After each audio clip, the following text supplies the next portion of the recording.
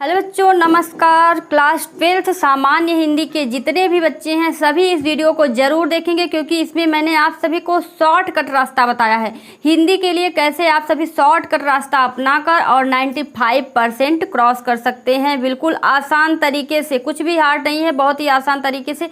Syllabus तो वैसे ही कम कर दिया गया है, इसमें मैंने और भी सिलेबस कम कर दिया है। ठीक है, आप लोगों के लिए नए तरीके से सिलेबस लेकर आई हूँ, इसको पढ़िए और 95% लेकर आइए। ठीक है, चलिए स्टार्ट करते हैं वीडियो को। सबसे पहले देखिए, हिंदी गद्य साहित्य का इतिहास। ठीक है, आपको हिंदी गद्य साहित्य का इतिहास पढ़ना है। सबसे पहले मैं बता दूं कि अभी के अभी अगर चैनल को सब्सक्राइब नहीं किए हैं तो अभी के अभी चैनल को सब्सक्राइब कर लें, ताकि आपको सभी वीडियो मिल जाए। मैं आपको हिंदी गद्य साहित्य का इतिहास जितने भी चीज़ें इसमें दे रही हूँ सभी आपको मैं वीडियो के जरिए दूंगी। और लाइव क्लास में भी 8 बजे रात को सभी 12th वालों का लाइव क्लास चलता है, तो सभी लोग लाइव क्लास ज़रूर अटेंड करें और वीडियो को भी ज़रूर देखें।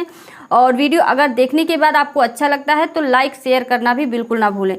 कोई भी दिक्कत होती है और आपको डाउट होता है कहीं पे तो कमेंट बॉक्स में कमेंट करके ज़रूर पूछेंगे।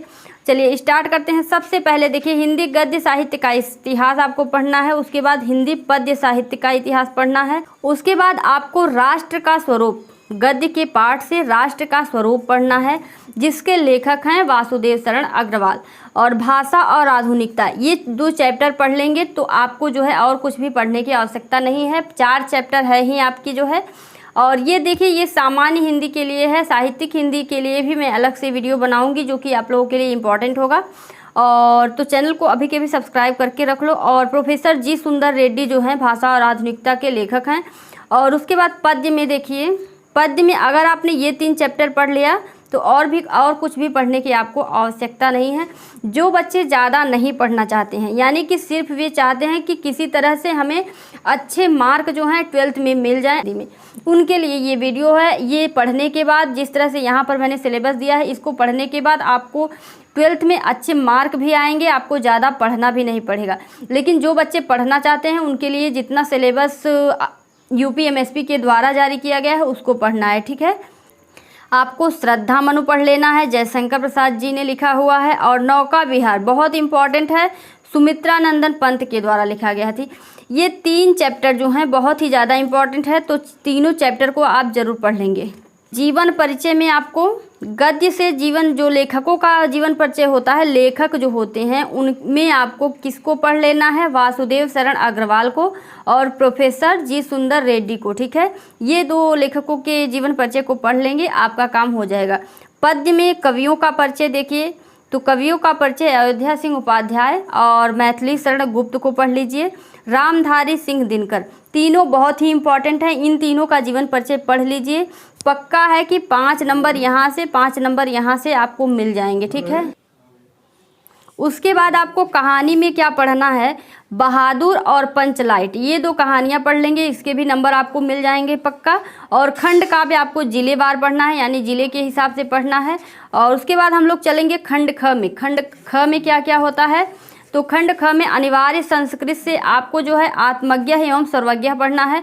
और संस्कृत भाषाया महत्वम पढ़ना है। जातक कथा, सुभाषित रत्नान, आपको यहाँ से इस श्लोक के लिए भी मैंने दे दिया है। और जो संदर्भ सहित व्याख्या, संदर्भ सहित अनुवाद भी पूछा जाता है, उसके लिए भी दे दिया है। ये 4 चैप्टर पढ़ने के बाद आपका दोनों काम हो जाएगा, जो श्लोक आता है उसका भी और जो ये आता है उसका भी। ठीक है, लेकिन 4 चैप्टर आपको पढ़ना पड़ेगा।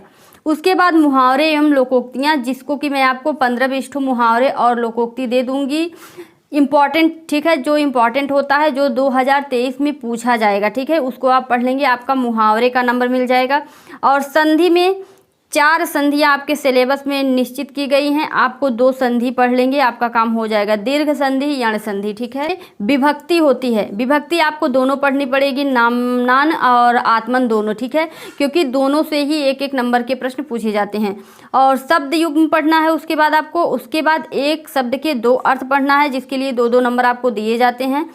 एक शब्द के 2 अर्थ करके पूछता है, यानी कि पर्यायवाची की तरह होता है। एक शब्द का चयन, ठीक है, एक शब्द का चयन करना रहेगा, शुद्ध वाक्य करना रहेगा। सभी आपको मैं 20-20, 25-25 करके दे दूंगी। ठीक है, जो इम्पोर्टेंट रहेगा उसी को आप पढ़ लीजिएगा, 100% पूरा उसी में से पूछा जाएगा। ठीक है, अगला है रस। ठीक है, अगला क्या है, रस है। रस में आपको जो भी रस दिए गए हैं सिलेबस में उनमें से मैंने आपको छांट कर यह बताया है। वीर रस पढ़ लीजिए, हास्य रस, करुण रस, ठीक है। इस अलंकार में यहाँ पर आपको जो है अनुप्रास पढ़ना पड़ेगा, श्लेष पढ़ना पड़ेगा, रूपक पढ़ना पड़ेगा, ठीक है। ये 4 अलंकार आपको पढ़ना पड़ेगा। और छंद में देखिए दोहा पढ़ना पड़ेगा, चौपाई 4 दिया गया है, कुंडलियाँ और सोठा, लेकिन आप लोग अगर 2 पढ़ लेंगे तो काम हो जाएगा, ठीक है।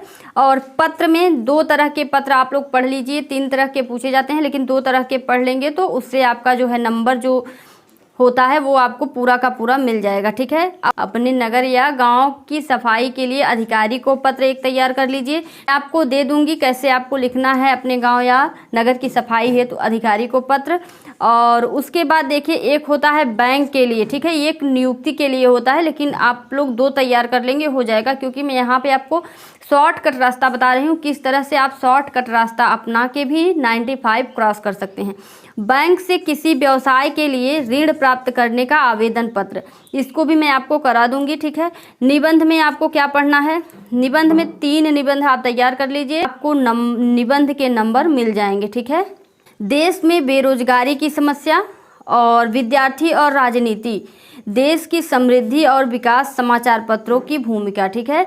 ये 3 निबंध आप तैयार कर लीजिए। 100% जितना मैंने आपको बताया है 100% पूछा जाएगा, ठीक है। तो जो बच्चे शॉर्टकट चाहते हैं, जो कमज़ोर हैं पढ़ने में, वे जो हैं इस कम सिलेबस में अपनी तैयारी को पूरी कर दें, ठीक है। और पूरी तैयारी करने के लिए चैनल को सब्सक्राइब कर लीजिए, क्योंकि इस पे मैं सारी हिंदी की तैयारी करा रही हूँ। 10th 12th दोनों की हिंदी की संपूर्ण तैयारी कराई जा रही है। वीडियो की जानकारी अगर आपको अच्छी लगे, वीडियो अच्छा लगे तो लाइक शेयर करना बिल्कुल ना भूलें।